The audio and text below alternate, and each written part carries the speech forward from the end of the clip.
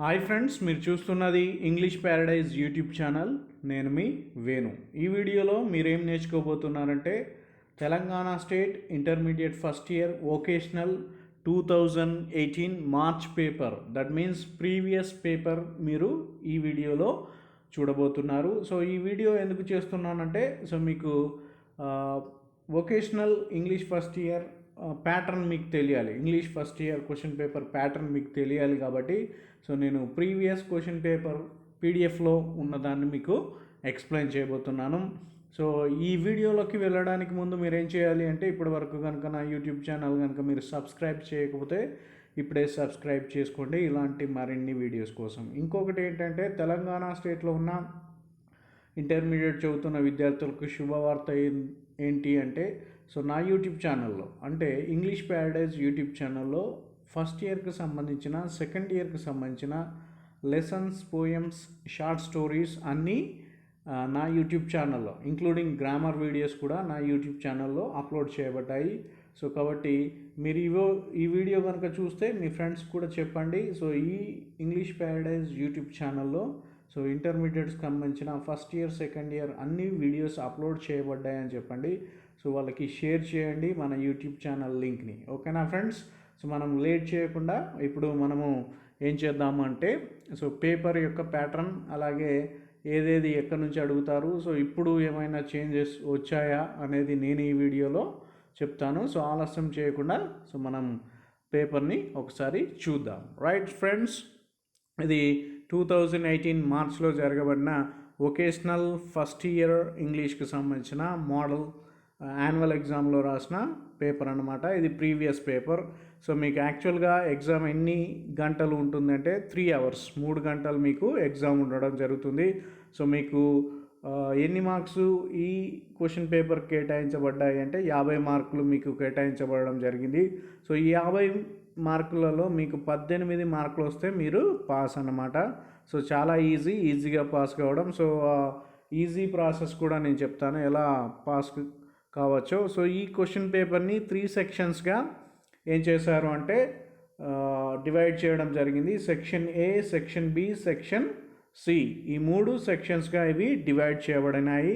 మనం first section ఏ ఒకసారి చూద్దాం.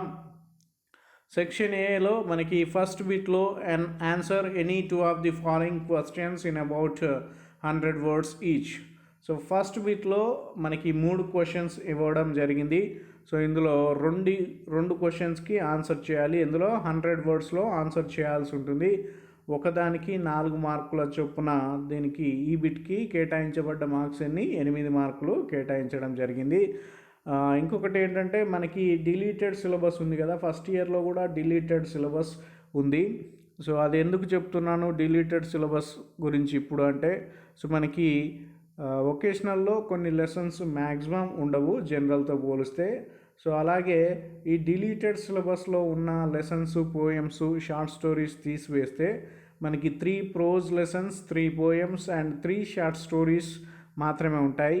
కాబట్టి జనరల్ వాళ్ళకి ఏంటంటే, ఈసారి అంటే 2021లో మేలో జరగబో ఇంగ్లీష్ ఎగ్జామ్లో ఏంటంటే 50% చాయిస్ ఇవ్వడం జరిగింది. మనకి వొకేషనల్కి సపరేట్ మోడల్ పేపర్ ఏమి ఇవ్వలేదు. జనరల్ వాళ్ళకి ఇవ్వడం జరిగింది. మనం ఏంటి అంటే, ఇక్కడ 3 క్వశ్చన్స్ ఇస్తారు, ఆ 2 చదివితే సరిపోతుంది. వాళ్ళకైతే జనరల్ వాళ్ళకైతే 4 క్వశ్చన్స్ ఇస్తారు, 2 రాస్తే సరిపోతుంది. కాబట్టి ఇక్కడ చాయిస్ అయితే మనకి ఇచ్చినట్టు కనిపించడం లేదు.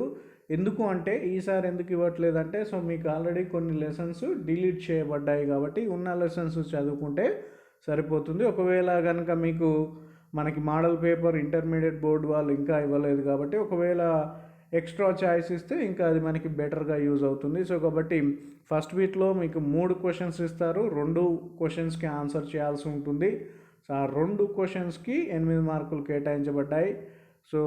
ఈ ఫస్ట్ వీక్లో ఎక్కడి నుంచి క్వశ్చన్స్ అడుగుతారు అంటే, మనకి ప్రోజ్ లెసన్స్ ఉన్నాయి కదా, ఆ ప్రోజ్ లెసన్స్ నుంచి మీకు క్వశ్చన్స్ అడగడం జరుగుతుంది ఫస్ట్ వీక్లో. ఇది కంపల్సరీగా మీరు గుర్తుపెట్టుకోవాల్సిన విషయం.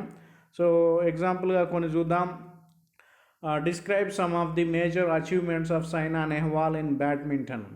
ఇది ఎక్కడి నుంచి తీసుకున్నారు? Aim for the star Saina Nehwal అనే లెసన్లో నుంచి తీసుకున్నారు. నెక్స్ట్ సెకండ్ బి చూద్దాం. Narrate the 2 memories of Kalam related to eating. So ఇది ఎక్కడి నుంచి తీసుకున్నారంటే మై మదర్ అనే లెసన్ నుంచి తీసుకోవడం జరిగింది. Liberty is an accommodation of interest. Elaborate with the examples from the essay. On the rule of the road నుంచి ఈ లెసన్ తీసుకోవడం ఈ క్వశ్చన్ తీసుకోవడం జరిగింది ఆ లెసన్ నుంచి. సో ఇది ఫస్ట్ బిట్. నెక్స్ట్ సెకండ్ బిట్కి మనం వెళ్దాం. సెకండ్ బిట్ చూద్దాం ఒకసారి. Answer any 2 of the following questions in about 100 words each. So ఇది కూడా ఇందులో సెకండ్ బిట్లో కూడా మనకి 3 క్వశ్చన్స్ మనల్ని అడగడం జరిగింది.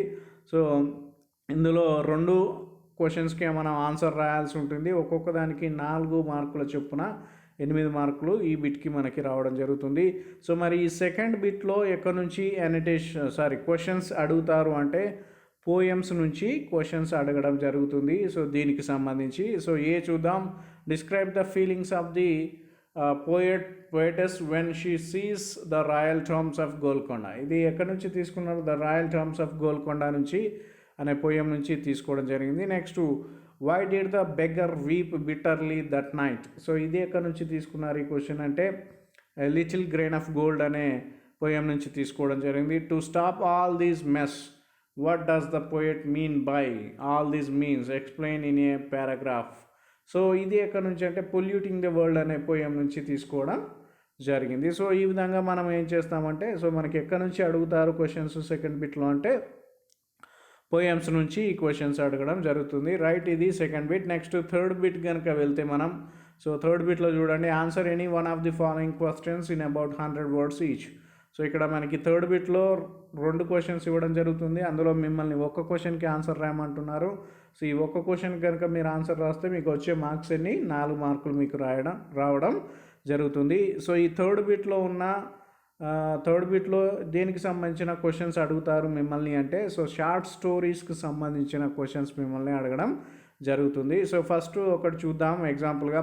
What did the girl and her mother find out about the gentlemen after he entered the pub. So ఈ question ఎక్కడి నుంచి తీసుకున్నారు ఏ షార్ట్ స్టోరీ నుంచి అంటే ద అంబ్రెల్లా మ్యాన్ అనే షార్ట్ స్టోరీ నుంచి తీసుకోవడం జరిగింది. Next what did Suran find in Sudhir's hand describe it in detail. So ఇది ఎక్కడి నుంచి తీసుకున్నారు ఈ క్వశ్చన్ అంటే ద మెడల్ అనే షార్ట్ స్టోరీ నుంచి తీసుకోవడం జరిగింది. సో ఇది థర్డ్ బిట్లో 2 క్వశ్చన్స్ ఇస్తారు. ఒకదానికి ఆన్సర్ రాస్తే మీకు 4 మార్కులు రావడం జరుగుతుంది. సో మనం నెక్స్ట్ సెక్షన్ బికి వెళ్దాం. సో సెక్షన్ బిలో ఫోర్త్ బిట్లో ఏముందో చూద్దాం. Read the following passage carefully and answer any 4 questions given after it. So ఇక్కడ మనకు ప్యాసేజ్ ఇవ్వడం జరిగింది. సో ఈ ప్యాసేజ్ కింద మనకి 6 క్వశ్చన్స్ ఇవ్వడం జరుగుతుంది. సో ఆ 6 క్వశ్చన్స్కి మనము ఎన్నిటికి ఆన్సర్ చేయాల్సి ఉంటుంది? 4 క్వశ్చన్స్కి ఆన్సర్ చేస్తే సరిపోతుంది. దీనికి మీకు 4 మార్కులు కేటాయించడం జరిగింది. సో ఈ ఫోర్త్ బిట్లో మరి ఈ ప్యాసేజ్ ఎక్కడి నుంచి తీసుకోవడం జరుగుతుంది అంటే సో మీరు షార్ట్ స్టోరీస్ ఉన్నాయి కదా మీకు, ఆ షార్ట్ స్టోరీస్ వెనకాల ఉన్న పారాగ్రాఫ్స్ నుంచి ఈ ప్యాసేజ్ మీకు తీసుకోవడం జరుగుతుంది.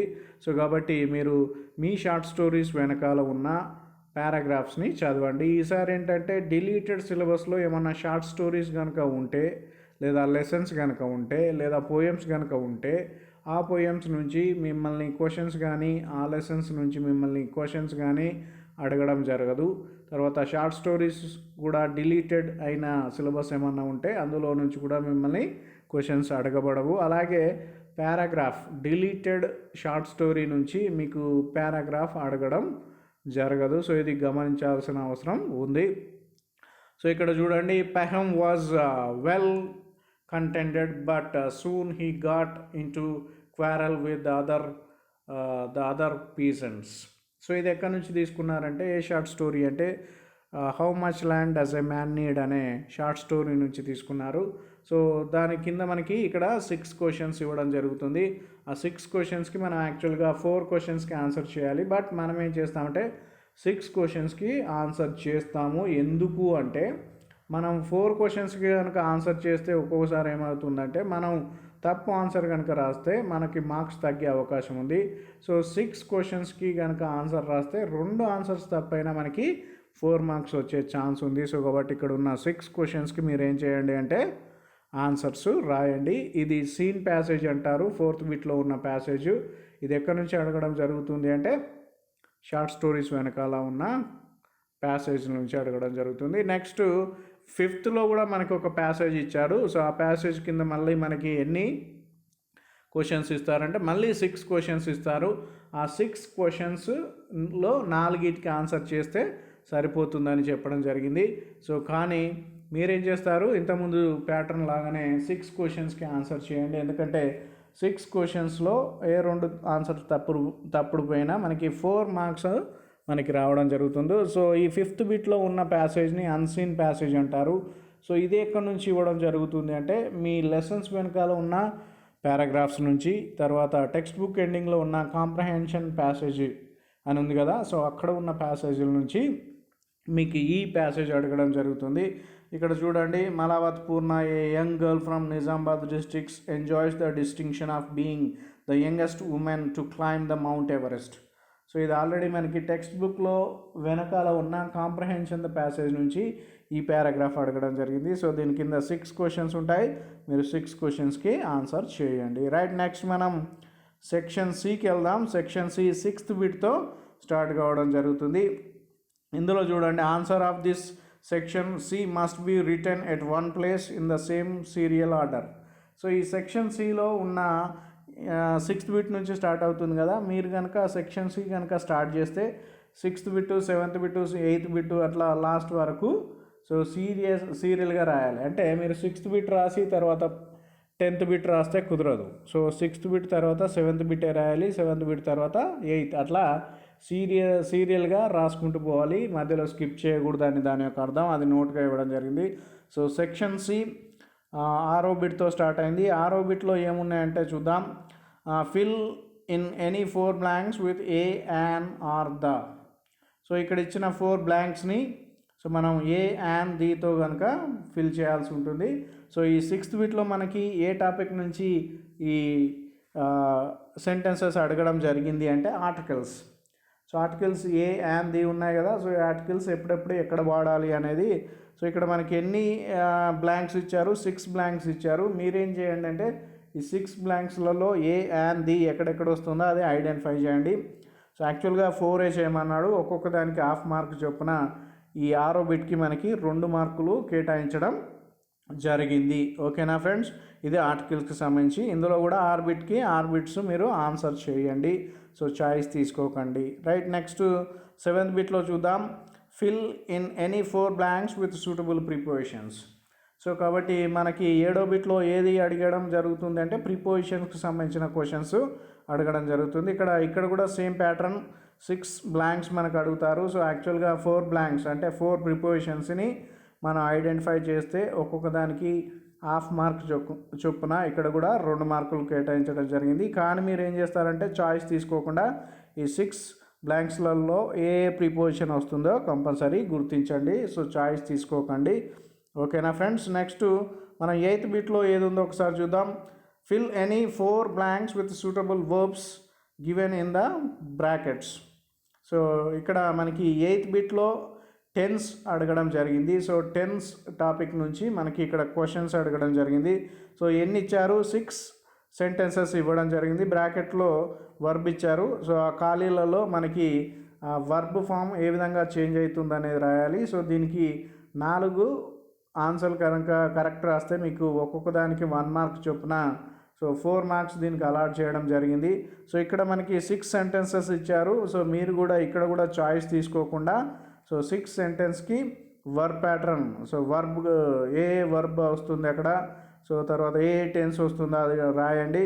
సో ఎందుకు 6 రాయమంటున్నా అంటే మనం రాసిన 4 ఆన్సర్సే మీరు కనుక రాస్తే అందులో ఒకటైనా తప్పుపోతే మీకు 3 మార్క్స్ వస్తాయి. అదే 6 కనుక రాస్తే మీరు 2 ఆన్సర్లు తప్పు రాసినా మీకు ఫుల్ మార్క్స్ 4కి 4 మార్కులు వస్తాయి. సో అందుకనే మీరు సో ఫుల్ చాయిస్ తీసుకోకుండా రాయమని చెప్తున్నాను. అది 8th bit. Next 9th bit చూద్దాం. Rewrite any 4 of the following sentences correcting the errors. So ఈ 9th బిట్లో ఎక్కడి నుంచి మనకి క్వశ్చన్స్ అడుగుతారు అంటే correction of the errors in a sentence అనే టాపిక్ నుంచి అడగడం జరుగుతుంది. సో 4 సెంటెన్సెస్ ఇక్కడ చూడండి, మీకు ప్రతి సెంటెన్స్లో ఒక 2 వర్డ్స్ లేదా ఒక వర్డ్ మీకు అండర్లైన్ చేయబడి ఉంది. సో అండర్లైన్ చేసిన వర్డ్ని మీరు కరెక్ట్ చేస్తూ పూర్తి వాక్యాన్ని మళ్ళీ రాయాల్సి ఉంటుంది. అంటే ఫర్ ఎగ్జాంపుల్ సెకండ్ వన్ తీసుకుందాం. Measles are an infectious disease. అక్కడ ఆర్ బదులు ఈజ్ వస్తుంది. సో మనం ఆన్సర్ షీట్లో ఏం రాయాలంటే మీసిల్స్ ఆర్ కాకుండా measles is and infectious disease అని రాయాల్సి ఉంటుంది. అంటే పూర్తి వాక్యాన్ని తిరిగి రాయాల్సి ఉంటుంది. సో ఈ విధంగా మనం కరెక్షన్ చేస్తూ రాయాల్సి ఉంటుంది. సో ఇది 4 కనుక పర్ఫెక్ట్గా మీరు ఆన్సర్ రాస్తే ఒక్కొక్క దానికి హాఫ్ మార్క్ చొప్పున దీనికి 2 మార్కులు మీకు కేటాయించడం జరిగింది. ఇది 9th bit. Next 10th bit కనుక వెళ్తే మనం supply the missing letters in any 4 of the following words. So ఇక్కడ 6 వర్డ్స్ ఇచ్చారు మనకి. సో ఇక్కడ ఖాళీలాగా గీతల్లాగా కనిపిస్తున్నాయి కదా, అక్కడ మిస్ అయిన లెటర్స్ మీరు కనుక రాస్తే 4కి కరెక్ట్ మార్క్స్ రాస్తే హాఫ్ మార్క్ చొప్పున దీనికి 2 మార్కులు కేటాయించడం జరిగింది. సో 10వ బిట్లో మనకి ఏం అడుగుతారంటే మిస్సింగ్ లెటర్స్ అడగడం జరుగుతుంది. సో 6కి 6 రాసేయండి. సో ఎక్కువ టైం దీనికి తీసుకోకూడదు.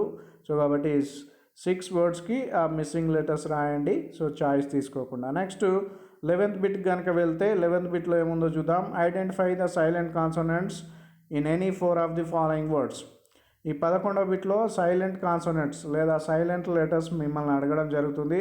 సో మీరు ఇక్కడ 6 వర్డ్స్ ఇచ్చారు, కానీ 4 వర్డ్స్కి మీరు కనుక సైలెంట్ లెటర్స్ పర్ఫెక్ట్గా ఐడెంటిఫై చేస్తే ఒకదానికి హాఫ్ మార్క్ చొప్పున మీకు 2 మార్కులు కేటాయించడం జరిగింది. సో ఇక్కడ మీరేం చేస్తారు అంటే 6 వర్డ్స్కి సైలెంట్ లెటర్స్ మీరు ఐడెంటిఫై చేసి మీ ఆన్సర్ షీట్లో యాన్యువల్ ఎగ్జామ్లో రాయండి. ఇది 11th bit. Next 12th bit కనుక వెళ్తే చూడండి. Identify the parts of speech of any 4 of the following underline words.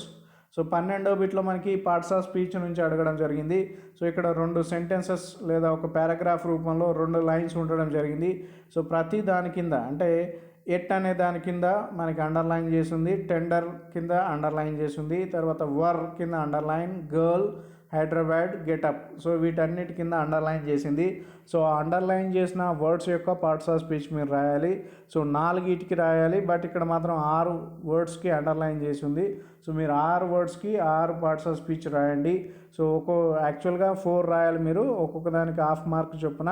So దీనికి 2 మార్కులు కేటాయించడం జరిగింది. సో కాబట్టి మీరు చాయిస్ తీసుకోకుండా 6 వర్డ్స్కి పార్ట్స్ ఆఫ్ స్పీచ్ రాయండి. సో 12th బిట్లో పార్ట్స్ ఆఫ్ స్పీచ్ ఉండడం జరిగింది. సో 2 మార్క్స్ కేటాయించడం జరిగింది. నెక్స్ట్ 3rd బిట్ కనుక వస్తే match any 4 of the following words in column A with their meanings in column B. So 13వ బిట్లో మ్యాచ్ ద ఫాలోయింగ్స్ ఇవ్వడం జరిగింది. సో 4 కనుక కరెక్ట్ రాస్తే మీకు ఒక్కొక్క దానికి హాఫ్ మార్క్ చొప్పున దీనికి 2 మార్కులు కేటాయించడం జరిగింది. సో ఫర్ ఎగ్జాంపుల్ 13వ బిట్ అనేసి 1 ఇటు లెఫ్ట్ సైడ్లో 1 అని ఉంది రోమన్ లెటర్లో, నెక్స్ట్ రైట్ సైడ్లో కాలం బి కింద ఏ అని ఉంది కదా. సో అట్లా చూడండి. కొన్ని ఎగ్జాంపుల్ చెప్తా. 13వ బిట్ వేసి అంటే మీరు ఎగ్జామినేషన్లో ఎలా రాయాలి బిట్ని అనేది. చాలామంది ఏం చేస్తారంటే కాలం ఏలో ఉన్న వర్డ్స్ రాస్తారు, కాలం బిలో ఉన్న వర్డ్స్ రాస్తారు. సో అండర్లైన్ ఏంటంటే lines గీస్తారనమాట.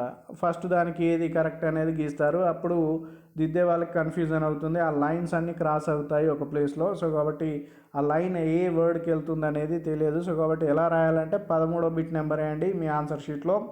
For example 1 chariot. Chariot అంటే దాని ఆన్సర్ వచ్చేసి C, an open vehicle with 2 wheels pulled by horses. అంటే 1 అని పెట్టి దాని ఆన్సర్ సి అని పెట్టండి. సో ఈ విధంగా రాస్తే మీకు టైం కూడా సేవ్ కావడం జరుగుతుంది. సో ఇది మ్యాచ్ ద ఫాలోయింగ్ సంబంధించిన 13th బిట్లో ఉన్నది. సో నేను ఎలా చెప్పానో అలా రాయండి. సో దీనికి 2 మార్కులు కేటాయించడం జరిగింది. నెక్స్ట్ 14th బిట్కి వస్తే circle any 4 of the words that sound different with regarding to the sounds of the bold letters. So ఈ 14వ బిట్లో మీకు ఏమి ఇచ్చారంటే ఆడ్ సౌండ్స్ ఇవ్వడం జరిగింది. మీరు చూడండి ప్రతిదానికి 3 సెట్ ఆఫ్ వర్డ్స్ ఇచ్చారు. సో ఫస్ట్ వన్ చూడండి, చాప్టర్, అచీవ్, తర్వాత క్యారెక్టర్. సో ఇందులో బోల్డ్ లెటర్లో ఏమున్నాయి, సిహెచ్, సిహెచ్, సిహెచ్. సో ఈ 3 దాంట్లలో ఈ సిహెచ్ అనేది ఎలా డిఫరెంట్గా పలుకుతుంది అంటే 3లో 2 వర్డ్స్ సేమ్ సౌండ్ని ప్రొడ్యూస్ చేస్తాయి. ఒక వర్డ్ లేదా 2 ఆ సిహెచ్ మాత్రం ఒకటి డిఫరెంట్ సౌండ్ని ప్రొడ్యూస్ చేస్తుంది. సో అలా డిఫరెంట్ సౌండ్ని ప్రొడ్యూస్ చేసేదాన్ని మనం ఆడ్ సౌండ్ అంటాం. సో ఇలా మీరు దాన్ని సర్కిల్ చేయాల్సి ఉంటుంది, లేదా ఆన్సర్ షీట్లో డైరెక్ట్ ఏదైతే అది. ఫర్ ఎగ్జాంపుల్ నేను ఒకటి చెప్తాను. చాప్టర్లో సిహెచ్ ఏ విధంగా ప్రొడ్యూస్ చేస్తుంది, చా అనే సౌండ్ ప్రొడ్యూస్ చేస్తుంది. Next achieve. సో అచీవ్లో సిహెచ్ చా సౌండ్ని ప్రొడ్యూస్ చేస్తుంది. సో క్యారెక్టర్లో సిహెచ్ కా సౌండ్ని ప్రొడ్యూస్ చేస్తుంది. సో ఏది different sound? Character is different sound లేదా ఆడ్ సౌండ్. సో మీ ఆన్సర్ షీట్లో ఎలా రాస్తానంటే 14th బిట్ వేసి 1 అని పెట్టి క్యారెక్టర్ అని రాయండి, ఆ వర్డ్ రాయండి, సరిపోతుంది. ఇలా మీరు కనుక 4 కరెక్ట్ కనుక ఐడెంటిఫై చేస్తే ఒక్కొక్క దానికి ½ మార్క్ చొప్పున మీకు 2 మార్కులు కేటాయించడం జరిగింది. సో 14th బిట్లో మీకు ఆడ్ సౌండ్స్ ఉన్నాయి. సో దీనికి కేటాయించబడ్డ మార్కులు 2, రైట్. సో ఇక్కడ 6 ఇచ్చారు, 6 రాసేయండి, నో ప్రాబ్లం, పెద్ద టైం పట్టదు. నెక్స్ట్ 15th బిట్కి వస్తే ట్రాన్స్ఫర్మేషన్ ఆఫ్ ఇన్ఫర్మేషన్ ట్రాన్స్ఫర్మేషన్ అని అంటారు. చూద్దాం 15thలో look at the following tree diagram that depicts the types of muscles in human body, convert this information into paragraph. So ఇక్కడ మనకి ఏమిచ్చారు, ఇన్ఫర్మేషన్ ట్రాన్స్ఫర్ నుంచి లేదా నాన్ వర్బల్ డేటా ఇవ్వడం జరుగుతుంది. సో ఇక్కడ హ్యూమన్ బాడీలో ఉన్న మజిల్స్ ఎన్ని రకాలు ఉన్నాయి, సో వాటి డీటెయిల్స్ ఇవ్వడం జరిగింది. ఇది పారాగ్రాఫ్ రూపంలోకి కన్వర్ట్ చేయమని అడుగుతున్నారు. సో పారాగ్రాఫ్ రూపంలో రాయండి. సో ఓకేనా. నెక్స్ట్ లేదా ఇందులో మీకు చాయిస్ ఇవ్వడం జరిగింది, ఒక బి అనేది ఉంది. సో ఇందులో మీరు ఏదైనా రాయొచ్చు, ఏ అయినా రాయొచ్చు, బి అయినా రాయొచ్చు. Read the following passage and convert it into the pie chart. So ఇక్కడ ఇచ్చిన పారాగ్రాఫ్ని బేస్ చేసుకొని, ఇన్ఫర్మేషన్ బేస్ చేసుకొని మీరు ఏం చేయాలంటే దీన్ని పై చార్ట్లోకి ఏం చేయాలంటే కన్వర్ట్ చేయాలి. సో మీ ఇష్టం, ఇక్కడ ఈ ఇచ్చిన పారాగ్రాఫ్ని పై చార్ట్లోకైనా కన్వర్ట్ చేయవచ్చు, లేదా ఇక్కడ ఇచ్చిన ట్రీ డయాగ్రామ్ని పారాగ్రాఫ్ రూపంలోకైనా కన్వర్ట్ చేయొచ్చు, ఏదైనా ఒకటి చేయవచ్చు. సో ఇది మనకి ఫస్ట్ ఇయర్కి ఉన్న 15 బిట్స్ ఉన్నాయి, మనకి 50 మార్కులు మీకు కేటాయించడం జరిగింది. సో ఈ వీడియో కనుక మీకు నచ్చినట్టయితే ఈ వీడియోని లైక్ చేయండి, అలాగే మీ ఫ్రెండ్స్కి షేర్ చేయండి. అలాగే మీరు ఇప్పటి వరకు కనుక నా యూట్యూబ్ ఛానల్ కనుక సబ్స్క్రైబ్ చేయకపోతే ఇప్పుడే సబ్స్క్రైబ్ చేసుకోండి. ఓకేనా ఫ్రెండ్స్, థ్యాంక్ యూ.